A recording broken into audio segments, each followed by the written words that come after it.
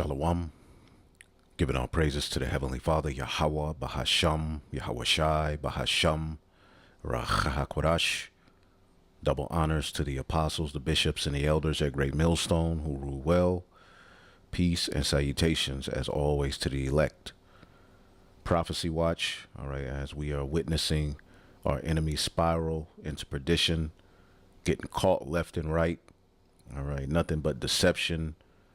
All right, everybody's on to, his ways. All right, pretty much anything that he does, he gets caught. All right, red-handed. All right, right before he does, even before he does it, people are pretty much online all over the internet rebelling against this devil. And the rebellion is specifically aimed towards the West. All right, Esau, Edom here in Babylon the Great.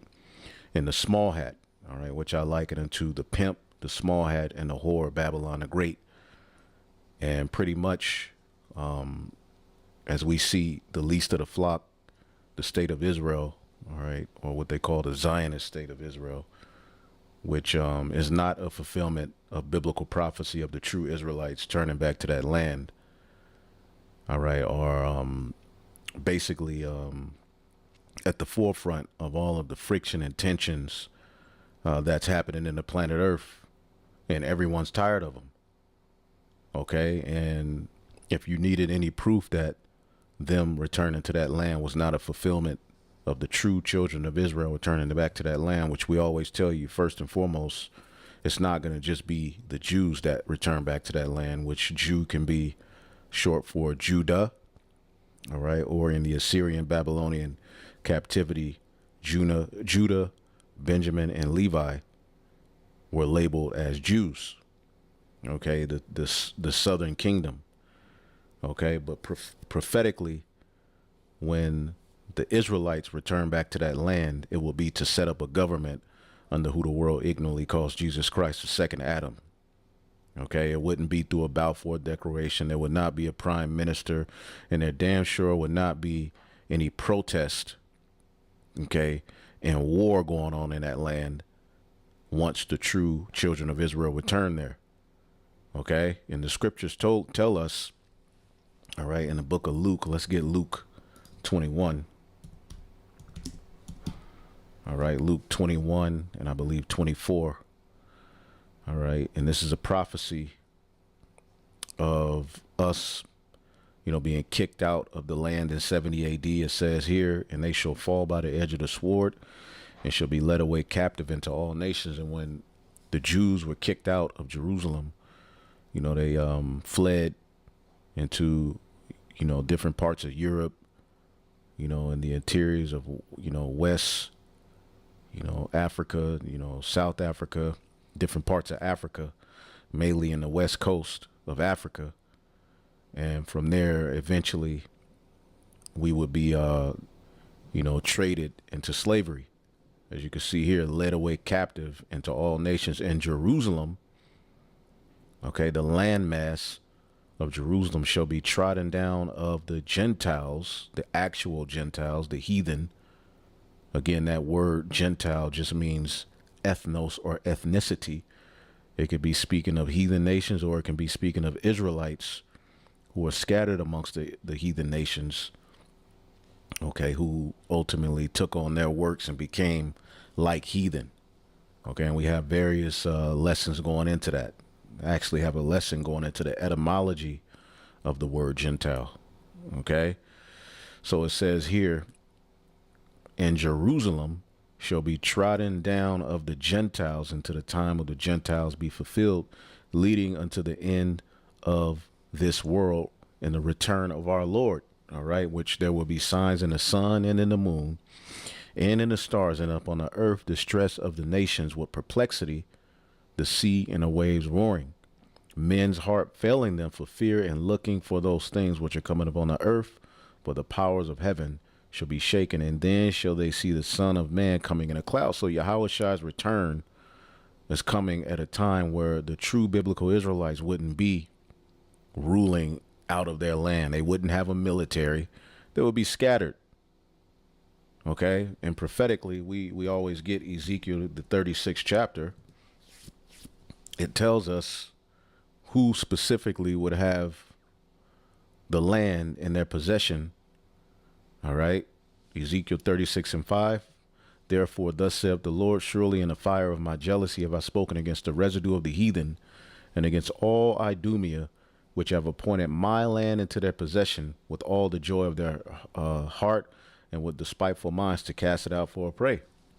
Okay. And we are supposed to prophesy against them. See, and this chapter is followed by Ezekiel 37, the awakening of the dry bones. Okay. Which tells you that there will be a reunion of Judah and Israel. Northern and southern kingdom will be reunited in the valley of dry bones, the land of their captivity, awaken out of a dead state. And then the Lord says here in verse 19, Ezekiel 37:19, said to them, thus said the Lord, behold, I will take the stick of Joseph, which is in the hand of Ephraim, and the tribes of Israel, his fellows, and I will put them with him, even with the stick of Judah, and make them one stick, and they shall be one in mine hand. Okay. In verse 21, and say unto them, thus said the Lord God, behold, I will take the children of Israel from among the heathen, whither they be gone, and I will gather them on every side and bring them into their own land. So this would happen through the Lord, not through their own means. See? And it will take the second coming of who the world ignorantly calls Jesus Christ to take place. All right. And we also know that there's going to be a great destruction in that land. Let's get Isaiah, the 14th chapter. Ezekiel, the 38th chapter. As a matter of fact, that would be perfect. Let's go to Ezekiel 38. Okay. Verse 19, it says, for in my jealousy and in the fire of my wrath have I spoken. In that day there shall be a great shaking in the land of Israel. Okay. This is what's getting ready to happen. All right. Starting with Russia and all of the various different nations. Eventually, they're going to shoot missiles on the land of Israel, which is going to draw America in, and missiles are going to be shot on Babylon. That's what's being formulated through this war that we see. Okay. Now, again, things could eventually calm down. Right. But things are eventually going to heat up. All right. And this devil is at the point where he can't really look back because he only has but a short time. It says, so that the fishes of the sea and the fowls of the heaven and the beasts of the field and all the creeping things that creep upon the earth and all the men that are upon the face of the earth shall shake at my presence, and the mountains shall be thrown down, and they shall and the steep places shall fall, and every wall shall fall to the ground. And I will call for a sword against him throughout all my mountains, said the Lord God. Every man's sword shall be against his brother. And ultimately it's going to lead to what? There's going to be a great shaking, a great destruction that's going to take place in the land of Israel. And it's going to be built back up. But prophetically, there's going to be a great destruction that takes place in that land. So them being in that land right now is not a fulfillment of the true biblical Israelites, returning to that land.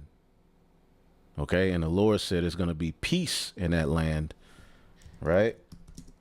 We always get it. Micah 4:1. But in the last days it shall come to pass that the mountain of the house of the Lord shall be established in the top of the mountains. Mountains are symbolizing governments in the scriptures.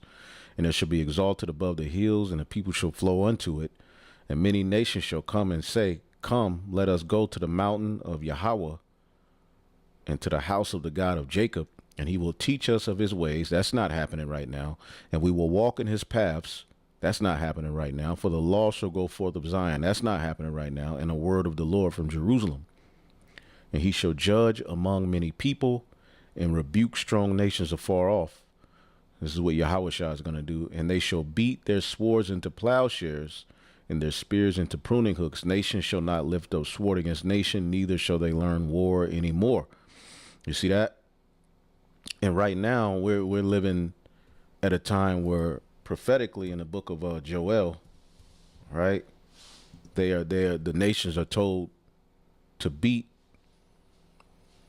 their swords, right? This is the book of Joel, chapter 3 and 9. Proclaim ye this among the Gentiles.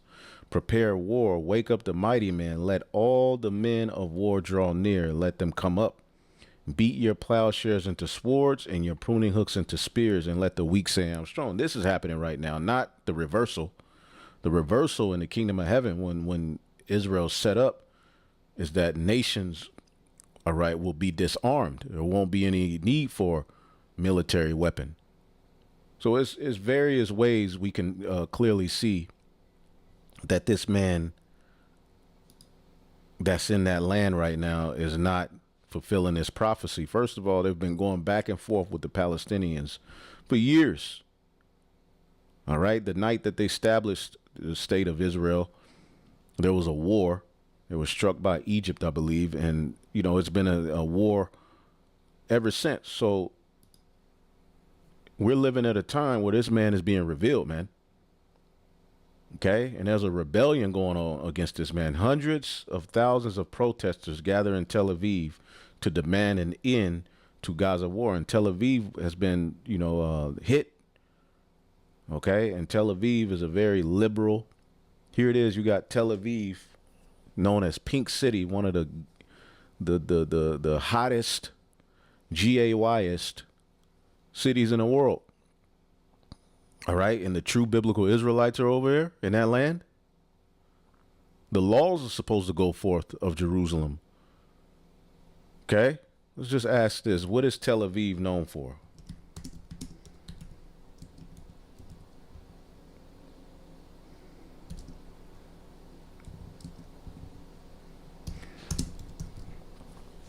What is Tel Aviv known for? Vibrant culture, commercial capital, known for a city that never sleeps, nightlife. Yeah, they're not going to say it here. What is Tel Aviv Pink City? Boy, they go protect these small hats, boy. Refers to a branding of Tel Aviv, Israel as a top global ubiquitous community tourism designation, evolving from its traditional nickname, the White City, initiated by tourism officials in 2005. The gay capital of the Middle East. See that?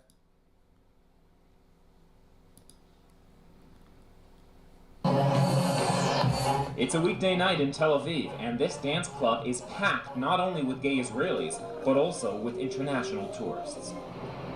The buzzing seaside metropolis is one of the... Which has recently been cramped to enter Tel Aviv, and you're... There's Judah. Look at Judah. The gay dream... The government does cut... By promoting pinkwashing, its alleged transgression trying to burst that bubble. So, I mean, we ain't even got to get any more. Clearly, Jerusalem is being trodden down by actual Gentiles until the time of the Gentiles be fulfilled. So here it is. You have protesters gathering in Tel Aviv demanding an end to the Gaza war because it's starting to affect them. Okay? It's starting to affect them, man. Let's listen.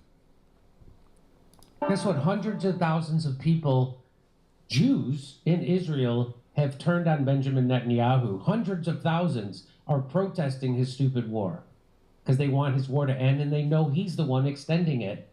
He's the one standing in the way of the hostages being released and returned. He's the one. They know this. Hundreds of thousands of protesters gather in Tel Aviv to demand an end to the Gaza war. Wow. Yep, they're protesting because they want the government to stop killing all the people that their sons in the military want to sexually abuse. Anyway, so here's a little bit of the look at that protest. This is in Tel Aviv. Tens of thousands of Israelis have joined nationwide protests in one of the largest demonstrations in Israel since the fighting began. The day of nationwide protest aimed to pressure the government to halt the military campaign and bring the hostages home.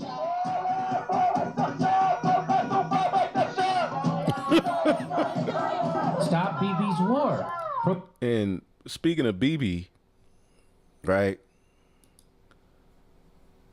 Like, as a matter of fact, I'm gonna pull up this one first, because this was him supposedly, you know, addressing the nation a couple of days ago, and it came out. It came out to be an AI generated video. Okay, Netanyahu's address to the nation video turned out to be an AI generated video, and in the video he had 6 fingers. The claim that he was offed in the attack is gaining more strength, because here it is, he's at the forefront of Babylon being involved in this mess, right? And he's just went silent, but then he pops up in this video, and that was found out to be AI. And then here's another one, which people are saying that this is AI. And this is why this place got to go, because you never know. And to me, this looks like AI. All right, you know, with some of the AI videos, and some people, somebody, you know, put it in slow motion with the coffee, saying, "How did the coffee?" חוסר שלום אומרים ברשת שאתה בכלל מת? אני מת על קפה, אתה יודע מה? אני מת על העם שלי. איך הם מתנהגים, פנטסטי. אתה רוצה לספור את מספר אצבעות? אתה יכול להראות לנו? פה. My hands, this is me, but I ain't gonna, it kind of looks like AI, but these are the times we live in with all of the deception and wickedness. Clearly, this is the man of sin, man. And the fact that, you know, they have this AI out there, now they can just start throwing stuff out there, you know, like this out there, and the people just have people arguing back and forth. But at the end of the day, he could be gone. Okay, a lot of people, you know, strongly believe that he's gone. A lot of people strongly believe that this is AI. You be the judge. ראית? יפה מאוד. לחיים. חושב של המסר לאנשים שיוצאים ומתאווררים? לצאת להתאוורר, אבל ליד מרחב מוגן. I wish you, as I do every year, a happy holiday season beginning with the Festival of Lights. It signifies the age-old belief of the Iranian people that light... I don't know when this one was posted. This is the crowd gathered together for the funeral of 168 schoolgirls who were killed by Trump and Netanyahu. They did not do anything to America. And I think I got an article on that. Let's see. Yeah, this man is just he's out of his mind. Damn, I thought I had an article on it. Hold up.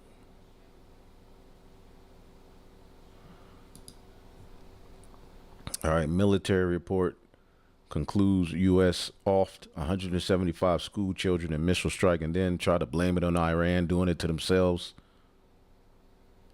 So, yeah, this man is he's through. But here it is, Netanyahu got, you know, America into this mess, and now he's going missing. But he pops up with these weird videos.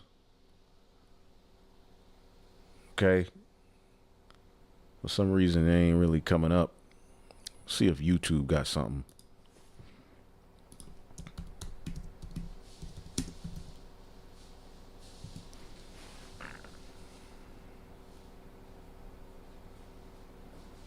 Here's one. He got 6 fingers. All right. Okay, I was sitting down to film a video that I had promised I would make y'all about the way that the regime is using video game imagery and rhetoric to represent the war in Iran, and I'm going to get to that next. But no sooner did I open my laptop than I noticed I had an email from someone who said, could you respond, please, to the rumors circulating for the last few days that Bibi Netanyahu has been killed. These achievements are increasing the status of Israel as a superpower more than ever. That's too long. I just wanted to, let's see. Is this video of Benjamin Netanyahu, now being dubbed Coffeegate, a deepfake? מה שאלת אותי? חוסר שלום אומרים ברשת שאתה בכלל מת? אני מת על קפה, אתה יודע מה? אני מת על העם שלי. איך הם מתנהגים, פנטסטי. אתה רוצה לספור את מספר אצבעות? Now, this video of the Israeli Prime Minister buying coffee went viral after claims started circulating online that Netanyahu had been killed or seriously injured by an Iranian strike on Israel. Now, this speculation began around the Israeli Prime. This video of Did the milk or the coffee on his lip just disappear, or am I tripping? Let's see. אתה יודע מה? אני מת על העם שלי. איך הם מתנהגים, פנטסטי. אתה רוצה לספור את מספר אצבעות? Now, this video of the Israeli Prime Minister buying coffee went viral after claims started circulating online. They just moved it, so I don't know. Had been killed or seriously injured by an Iranian strike on Israel. Now, this speculation began around March the 13th after Netanyahu posted a press conference where some users claimed that footage was AI generated, pointing to what they said was a sixth finger on his right hand. So the Prime Minister took to social media debunking these claims by posting this video. But soon after, social media users and also AI tools such as Grok claimed that this video... So Grok is saying it's fake. You know, people ask, you know, you can ask AI, is something AI generated? All right, even with music, is this real music? Is this fake? And AI will tell you this is AI generated.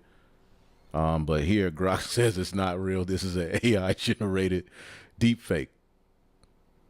All right, Netanyahu's official account posted it as satire, humor. They say I'm what? Likely to push back on the recent death rumors. It was also a deep fake. So the Independent examined this, and the evidence states otherwise.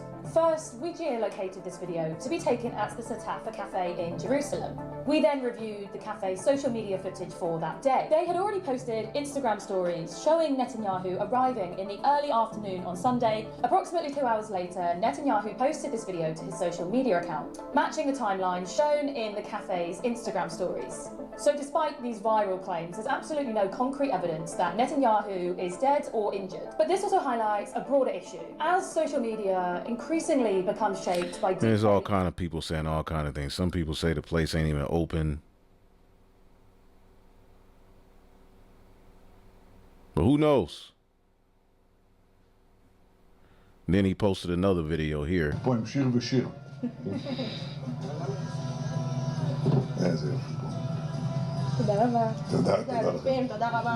He sure is chilling for a man that got all of it, you know, because if he gets caught outside of Israel, pretty much he'll be in jail for war crimes, man. So this man is through. Who knows what the hell is going on with this man? Either way it goes, he's through. All of them are through. And where's Vocab Malone at? Protesters block roads outside Tel Aviv and Jerusalem. Oh, look, she spits on them. More than 30 protesters were arrested.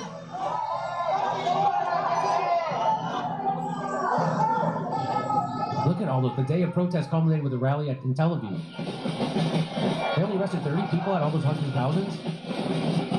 The decision is widely unpopular. The decision to invade Gaza City. So the decision that Bibi Netanyahu made to invade Gaza City, very unpopular among Israelis and many of the hostages' families.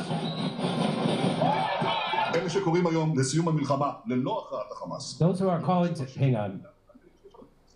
Those who are calling today for an end to the war without Hamas's defeat are not only hardening Hamas's position and delaying the release of our hostages, they are also ensuring that the horrors of October 7th will repeat themselves over and over again.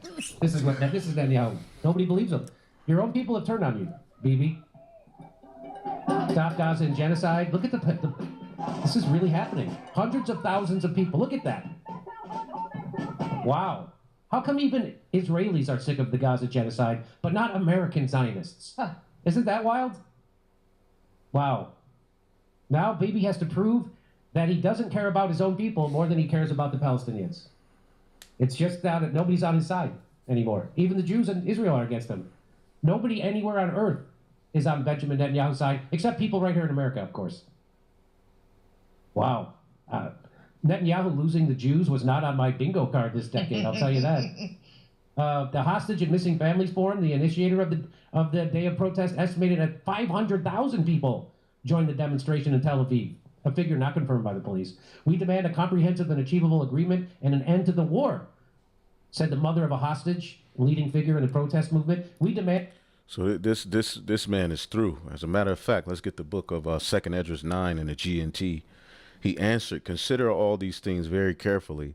When you see that some of the signs which I have told you have appeared, you will know that the time has come when the Most High will bring judgment on the world he has created. There will be earthquakes, national rebellions, international intrigues, unstable leaders, and confused rulers.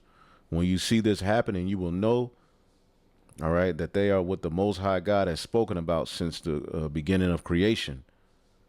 The beginning and the end of everything that happens in this world are clear. The same is true in the world above. Wonders and miracles show, all right, the beginnings of events, and mighty signs show how they end." Okay, so we are in the times, all right, where you have nation against nation, ruler against ruler. Didn't Yahushua say that? Let's get that in Matthew. Okay, Matthew, the 24th chapter, all right, in the 6th verse, it says, "And ye shall hear of wars and rumors of wars. See that ye be not troubled. For all these things must come to pass, but the end is not yet. For nation shall rise against nation, and kingdom against kingdom, and there shall be famines, pestilences." All right, the Ovid 1:9, and more is coming. Okay, all kind of diseases and earthquakes in diverse places. Okay, and if you just look up earthquakes, all right, you could clearly see that we are in these times. All these are the beginning of sorrows. We ain't in the times where, you know, oh man, that's been happening and things are just going to get better. Nah, things are only going to culminate because this man is through. Point blank period, man. It's over for this guy. Okay, he's done too much wickedness. Okay, and Babylon the Great, as a matter of fact, let's play this one too.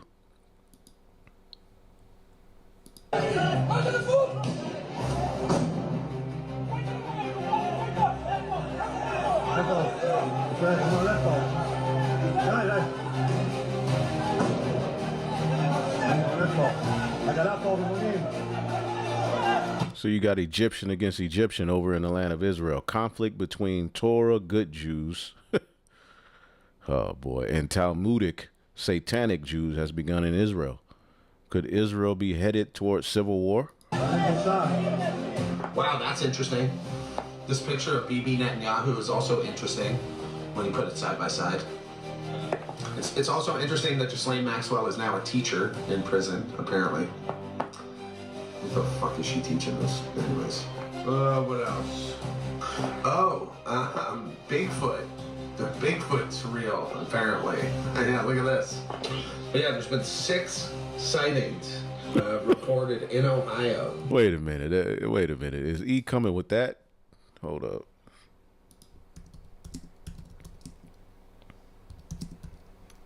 Wait a minute. Is it? Oh, wow. This nigga that brought Bigfoot, which I'm pretty sure it may be something, you know, some form of beast, but come on, man. Bigfoot is in Ohio. I didn't even know about that. Report of sightings are going viral. Oh, man. This is how the end of Esau's world looks, man. Oh, man. Wow. Okay.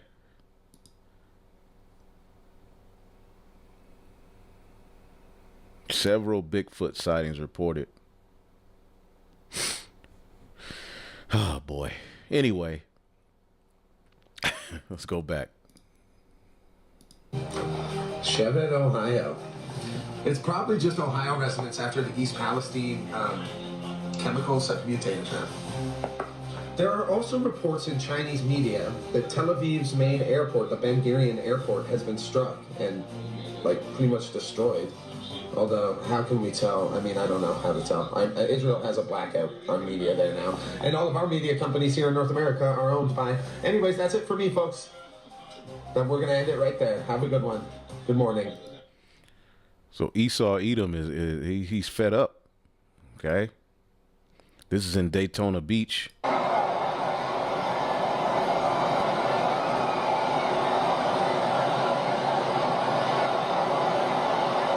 to shut this place down.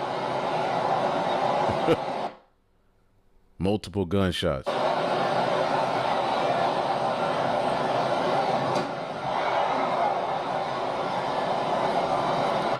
Yeah, this place is just about at its end, man.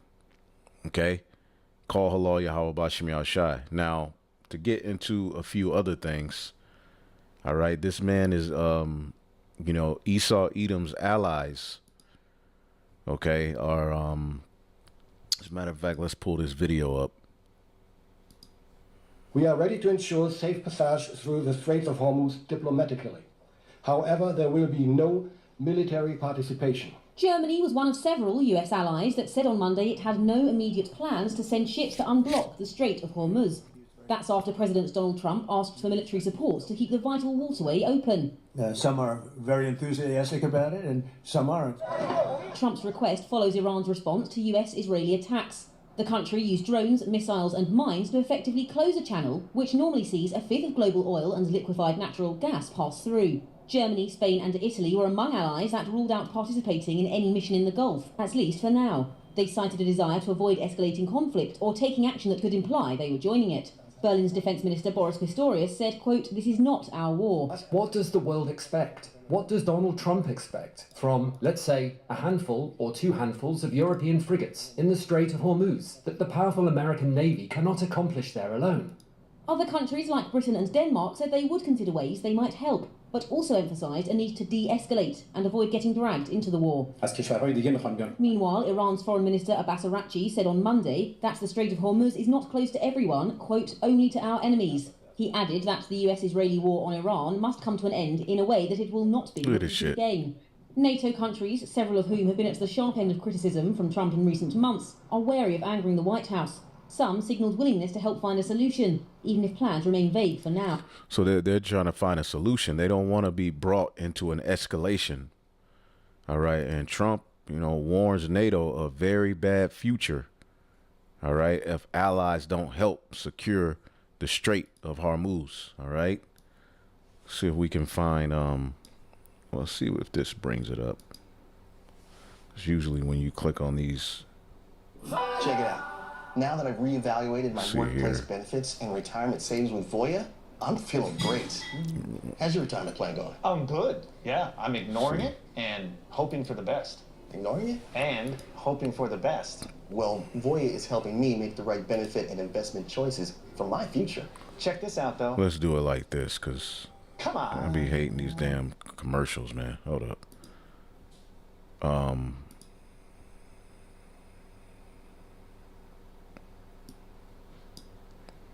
So he's demanding them to help him. Several NATO member countries have rejected a suggestion from US President Donald Trump that the bloc should help Washington reopen the Strait of Hormuz. Mr. Trump warned of a very bad future for NATO if it did not lend support. British Prime Minister Keir Starmer instead said he would look at how a broader alliance, including Gulf partners, could assist in reopening the vital oil route. Week 3 of this war, and as Tehran's residents search through what's left after another US airstrike, other countries are searching for ways to tell the US leader they do not want to be drawn any further into this conflict, following Mr. Trump's assertion that it is up to NATO to help reopen the Strait of Hormuz. I mean, we have a situation which we did not provoke, which we don't cause at all. This war started without any consultations before. We can't be at every place to support a war which we didn't start. We are working with others to come up with a credible plan for the Strait of Hormuz to ensure that we can reopen shipping and passage. Because that strait being closed is causing global issues. And I was looking at something where Trump was like, I didn't expect them. Check this out. And power. Look what happened. In the last 2 weeks, they weren't supposed to go after all these other countries in the Middle East. Those missiles were set to go after them. So they hit Qatar, Saudi Arabia, UAE, Bahrain, All U.S. allies in that region. Kuwait. Nobody expected that. We were shocked. And power. Oh man, Trump's right that blindsided everyone. Shows you how fast alliances crumble when America's not leading with iron fist. All right. Why didn't Trump expect the strikes to reach Qatar, Saudi Arabia? You didn't expect that. You also didn't expect to them to close the Strait of Hormuz. Doesn't sound like there was much planning at all. So the Lord got this man on a crash out mission, man. See? And his own allies, all right, as prophecy says, are turning against him.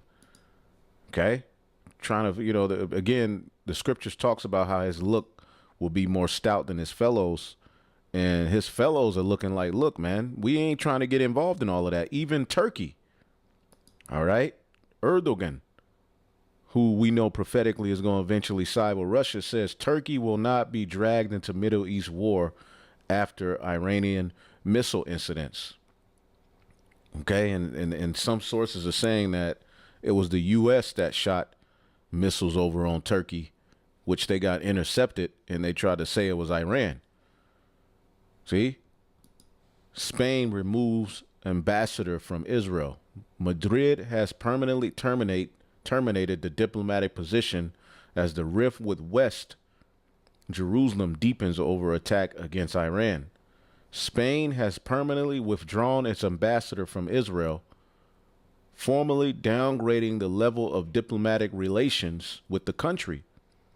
Okay, the long-strained relations between Madrid and West Jerusalem have deteriorated amid ongoing U.S.-Israeli war against Iran. Spain is the only Western nation that has strongly condemned the attacks. Prime Minister Pedro Sanchez has said his nation will not be complicit in something that is bad for the world simply out of the fear of reprisals from someone. The decision to terminate the position of ambassador to Israel was announced on Tuesday, and yada, yada, yada. So we can clearly see these alliances are weakening. Okay? Obadiah verse 7, the men of thy confederacy have brought thee even to the border. The men that were at peace with thee have deceived thee and have prevailed against thee. They that eat thy bread have laid a wound under thee. There is no understanding in him. Shall I not in that day, saith the Lord, even destroy the wise man out of Edom and the understanding out of the mount of Esau? So the Lord has this man in a reprobate spirit to where he's just not going to stop. Okay. And the Lord, this is how you know the Lord is in control. Okay. So this man's allies refuse his request. And I asked here, let's see if this is it. Specific ally partners in friction, all right, with America over this war. European NATO allies over Hormuz support, base access, and joint efforts. Spain, Italy, France, Germany, all right, Australia, Japan, the GCC states, Saudi Arabia, UAE, Kuwait. Okay.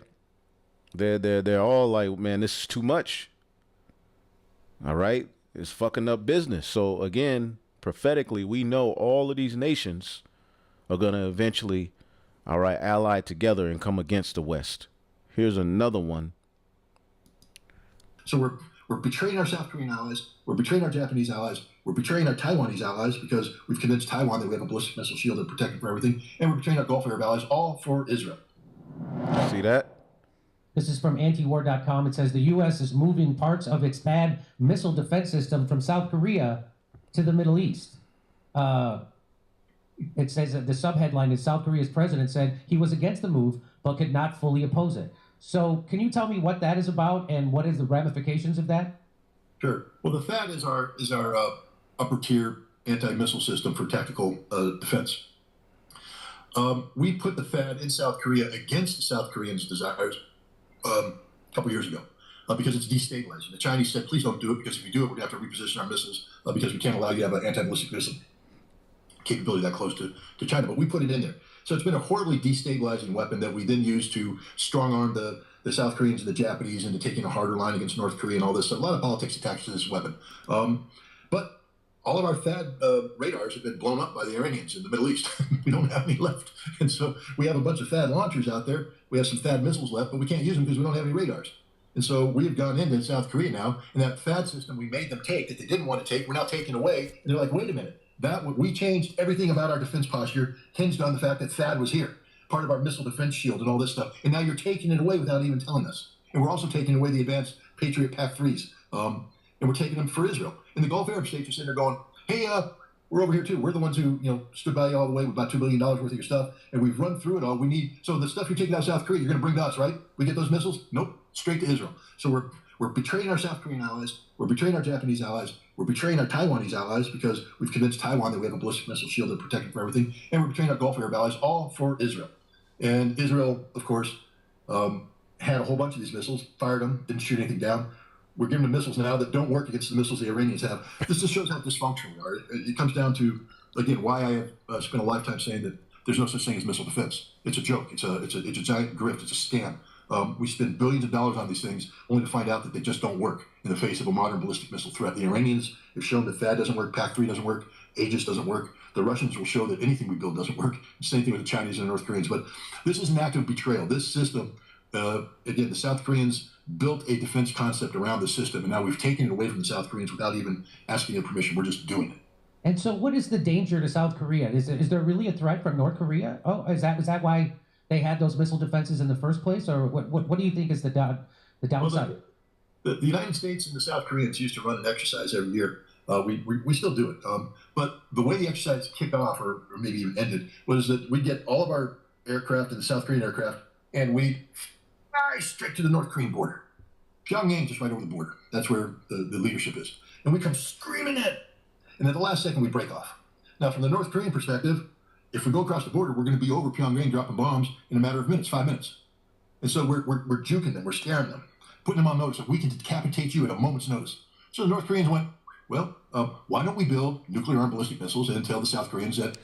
And you could watch the rest of this. I just, tapping into a few things real quick.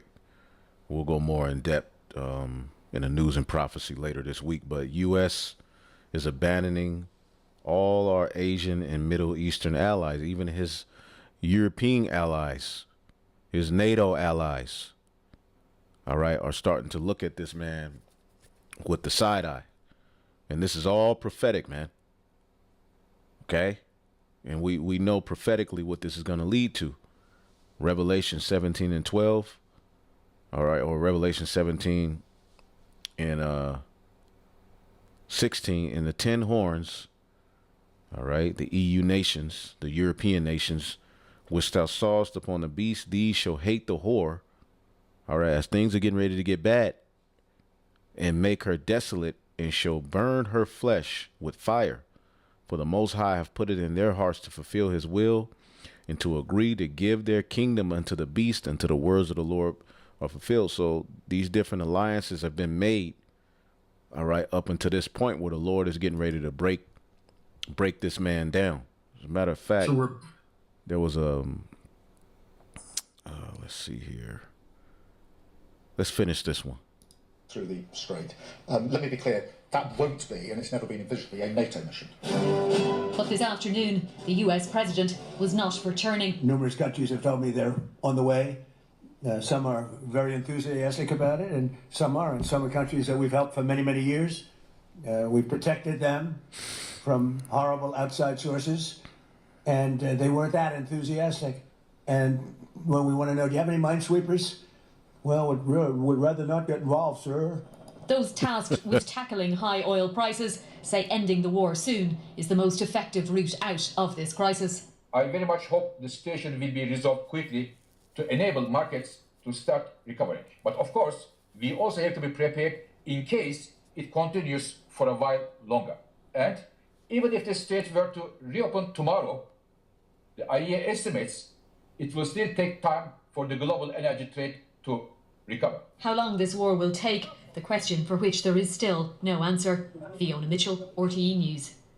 Well, EU foreign ministers meeting in Brussels have rejected the idea of redeploying a European maritime mission to the Strait of Hormuz. However, ministers have recommended intensifying diplomatic contacts in the region in order to bring an end to the war.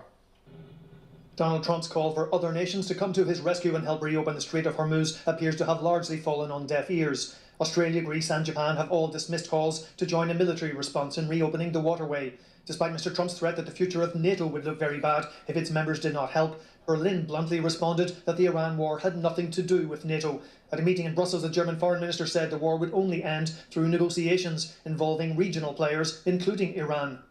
We will come to that stage as soon as the United States of America and Israel have defined that they have achieved their military goals. But we are not there currently. Well, what is the goal?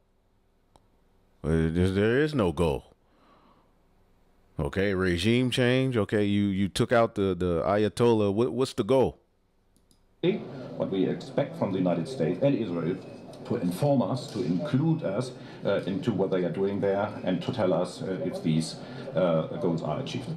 The EU does have a mission to protect ships in the Red Sea from attacks by Houthi rebels. Ministers today made it clear that while that mission should be strengthened, there was no intention to redeploy the mission to the Strait of Hormuz. This is not Europe's war, but Europe's interests are directly at stake. As this war expands, the EU's priority remains the protection of our citizens. We have evacuated more than 30,000 from the region, many on the flights also funded and organized by the European Union. The European Commission insists Europe is better placed to absorb an energy shock compared to Russia's invasion of Ukraine. But Donald Trump's threat to NATO and his explicit linkage between the Iran war and America's support for Ukraine has opened up a whole new dimension. Tony Connolly, RTE News, Brussels. The Taoiseach Micheál Martin has been conducting his first full day of engagements in Washington, D.C. with a focus on business, trade and research. It comes ahead of his visit to the White House tomorrow for the traditional Shamrock ceremony. Well, let's speak to our Washington correspondent, Jackie Fox, who's there. Jackie, everything gearing up to that meeting tomorrow in the White House. So what will happen tomorrow? How will it run? Yes, Sharon, we're coming. So there was another video I wanted to play. This everything, man. This priest brought out. Let me this is one of the videos he had here. Let's see here.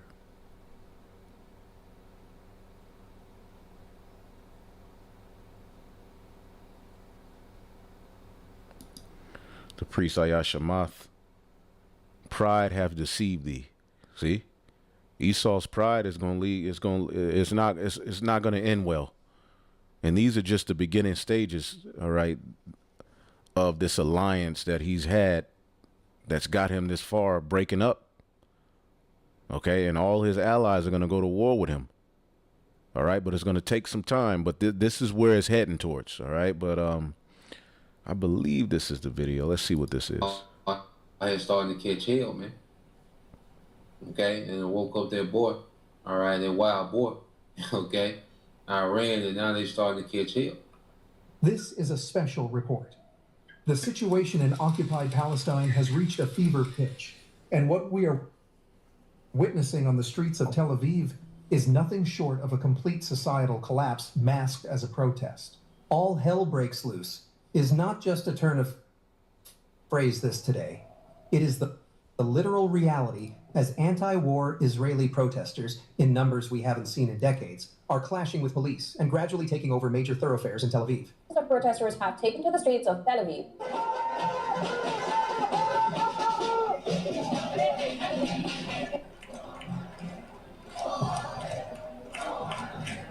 But here is the kicker that exposes the raw, ugly hypocrisy of the settler colonial project.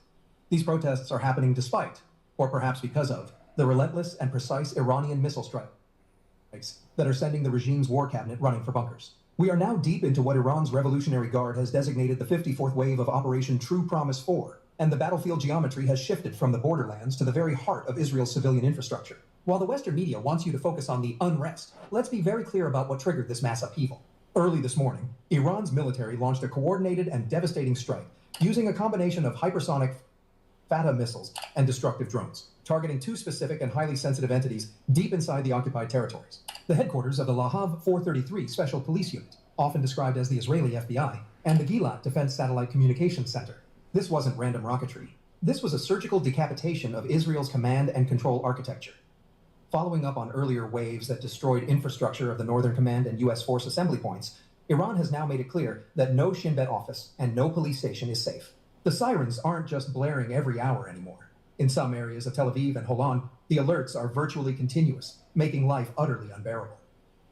There's a contract most retail traders have never heard of. It's called XSP.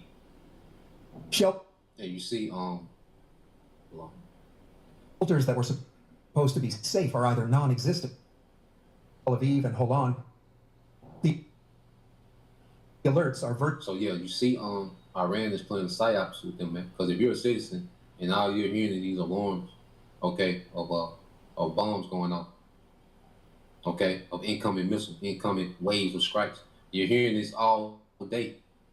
It went from just hearing it every night, and then think of the psychology.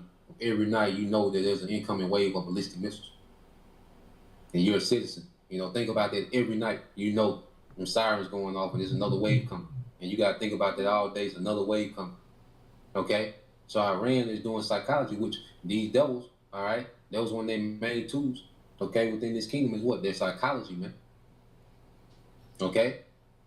You know, they play psychology, they play psych, they do a lot of psyops, man. Now psyops is being ran on civilians of Tel Aviv. Okay? Because now it went from just having them every night to now it's all day. Even if it's just a small strike package, the fact that something coming in most of the day. Okay? Because it's day 16 of the war, and Iran is on its 55th wave. Okay? So it's a psychological game to these people as well, man. It's becoming a hell. It's becoming a living hell. Okay? Cursed. This is their life now. You see? You don't just get to kill who you want to do. See, now accountability is being had. Okay? All this doing what you want, killing who you want, bombing, and just, you know, you bomb the shit out of everybody else, make their life miserable. But then you come home and kick it. Nah, man. Okay? Them days. Let's get the book of Isaiah 14. And 6, you struck people with endless blows of rage and held the nations in your angry grip with unrelenting tyranny. See, and then when you fall, the earth is going to be at rest. None of this is going to happen in our kingdom. Yes, it's going to be judgment brought forth and the heathen will be subdued. But, you know, when it's all said and done, come on, man. When the righteous are in authority, the people rejoice. But when the wicked bear rule, the people mourn. And yeah, you heathen are going to be judged, especially you Edomites. But the world ain't going to be in this state. This man has taken peace from the earth. It's over with, man. And it only gets worse. Okay? Because when Yahweh Shah comes, hey, this is just the appetizer, man. All right? And it's going to build up to that entree, Yahweh Shah. That's it. Okay? Actually continuous, making life utterly unbearable. Shelters that were supposed to be safe are either non-existent or locked.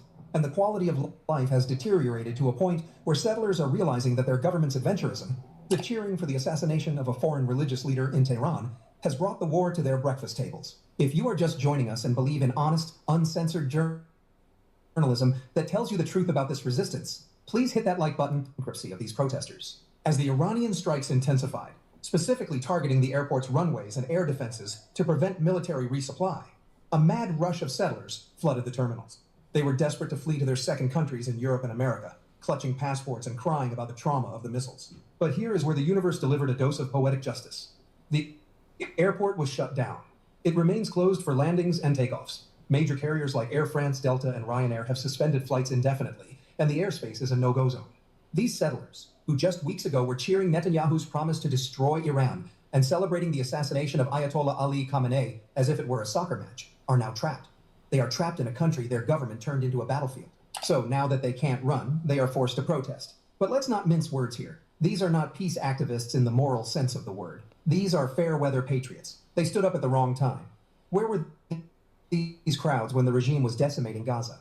Where were the tears when Iranian neighborhoods were being flattened by Israeli bunker busters? They were silent. They were cheering. They were enjoying the barbecues while watching the fireworks over Tehran on their screens. But now that the resistance has brought the fireworks to their backyards, Now that Iranian hypersonic missiles are evading the Iron Dome and punching holes in their sense of security, they are suddenly desperate for a ceasefire. Watch some of the scenes from Tel Aviv. Hello, I'm the Chief Executive Officer of Phoenix Energy. True Promise 4 is designed to permanently deter the occupation from ever again attacking Iranian sovereignty or assassinating its leaders. This isn't about retaliation anymore. It's about changing the strategic calculus. You could watch the rest of this brother's video. Look like there's some issues going on, but this was one more. Let's see, I think I got everything. Oh man, yeah, this NYC mayor, he's a Muslim sitting here with a tranny. America's done, man. Y'all know too well the queer community, as well as intersecting communities and adjacent communities, big ass are hands. under extreme attack in this country. From all angles, it seems, from the highest levels of government to society in general, and to even look at them hands. People that we consider friendly fire, unfortunately. And so, God damn, boy, that nigga can grip a basketball. Oh, look at them hands. This nigga could have been a Hall of Fame wide receiver. This just in, NYC Mayor Mamdani names NY's first trans woman to lead the new alphabet office. But this is supposed to be a Muslim. All of these heathen gotta go. I forgot I had that up there. Armed Muslim man wearing military gear arrested after walking into Texas elementary school. They about to shut this place down, man. But this was one more video that I thought was funny.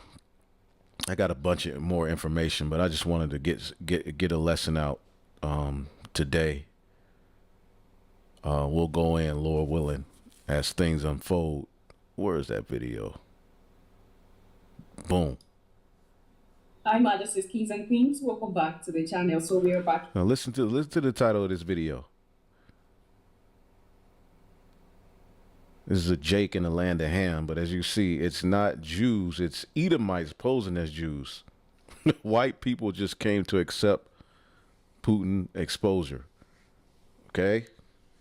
See what this acts what this video is about. I haven't watched it yet, but I just saved it at the last minute. Identity hacking. Let's see what she says. And this time around, it's from them. When I say them, I hope you understand. I just feel like, let me just shift this energy right now from us saying and then hear them saying what we have been saying for the past few years, okay? And if you have been here with me, this is something that I've been saying this as long as this channel has been existing. And the singular truth is what is still circulating. And I want to bring it to you right now, this time around, with a shift, and it is from their own end of this particular truth that Abigail have been preaching to you here for the past few years now. Okay? Trust you and yours are well, my majesties, and you're loving yourself and others like always. Many thanks to all of you for the support you give to me. Let's go here. All right, let's listen to this, and then we will continue. So it's not the Jews, it's the Edomites posing as Jews. Edomites are the Canaanites, and if you know the Bible... Edomites are not Canaanites. See, this is why everybody just need to shut up, man. Edomites are not the Canaanites, man. Two separate nations. Come on, man. Canaanites are of Ham. Esau, Edom, all right, is of Abraham, Isaac, and Esau, not Jacob. And the Lord said that he would make them two nations, man. Goodness gracious, boy. All right, let's listen to this, and then we will continue. So it's not the Jews, it's the Edomites posing as Jews. Edomites are the Canaanites, and if you know the Bible... I've been saying this, it's really not the Jews, it's the Satanists that have hijacked every religion. You know the story of Jacob and Esau. Esau was cursed. He went and married two Canaanite women, and their tribes became the Edomites. No. Well, yeah, the offspring of that union became Edomites. Edomites are not Canaanites, man.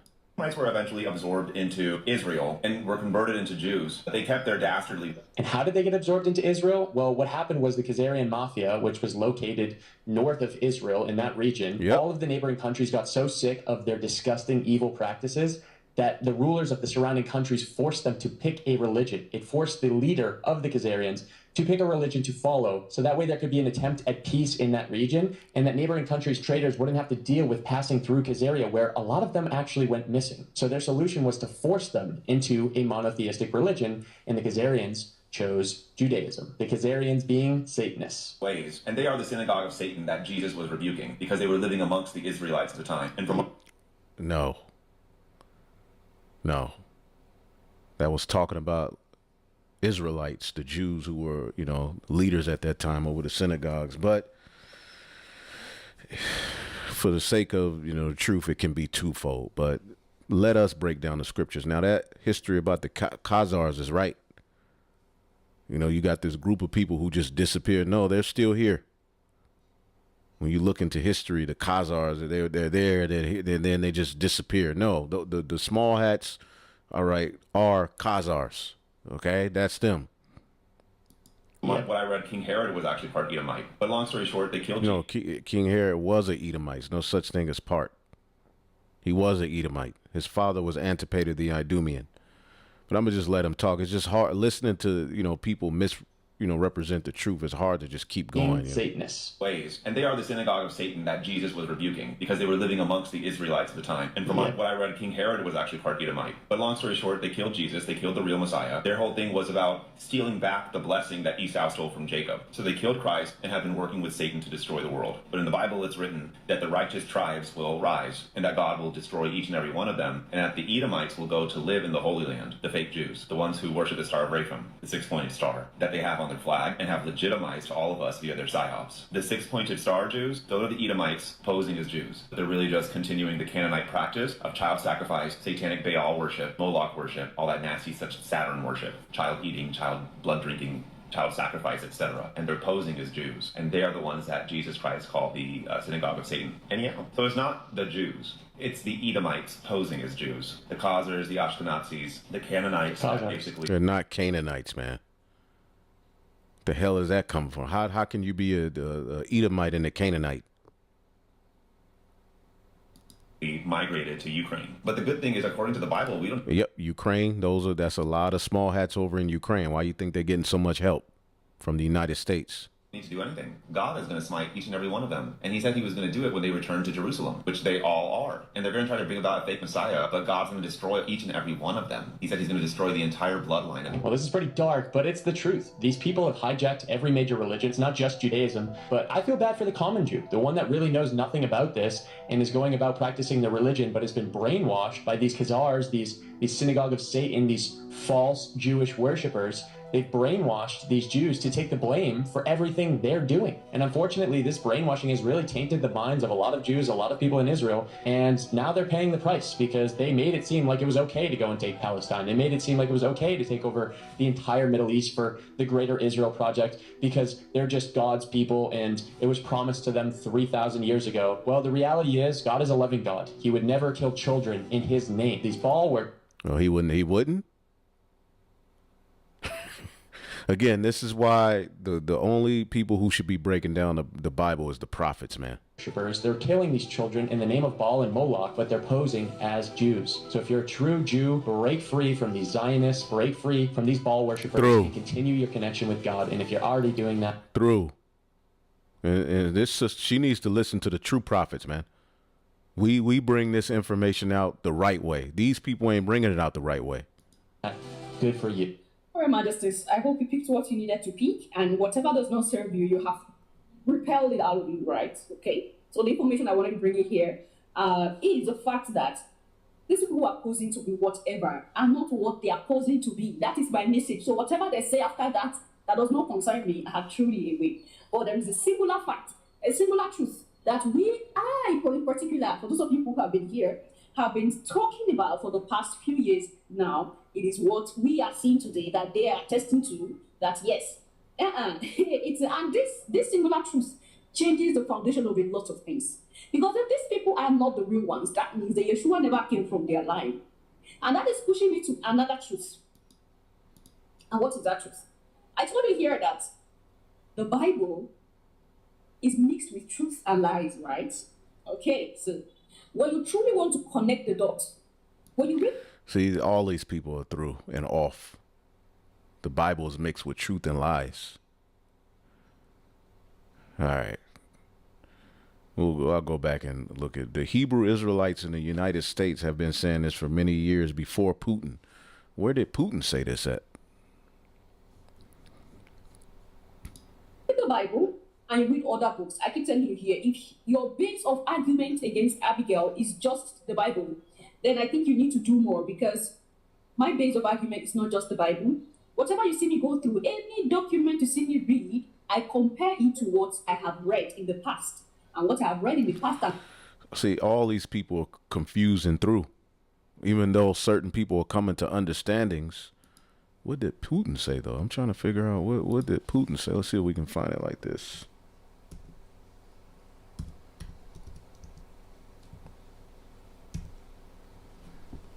What did Putin say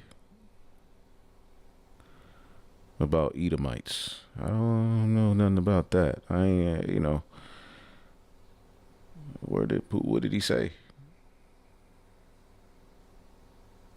The white community is now accepting what Putin did expose. Let's see if Gronk will bring out the information, because I don't feel like listening to her.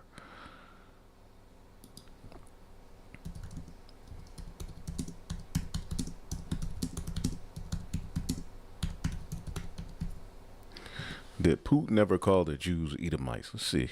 I never heard of that one. There is no credible evidence that.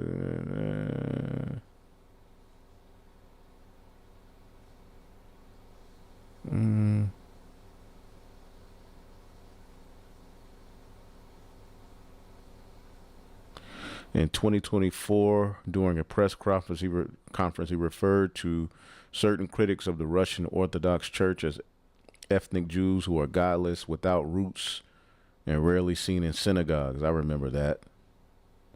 But I don't think he called them Edomites. He has reportedly highlighted Jewish heritage in contexts like Zelensky being Jewish, while accusing Ukraine of Nazism. In other instances included offhand comments or jokes about Jews and money.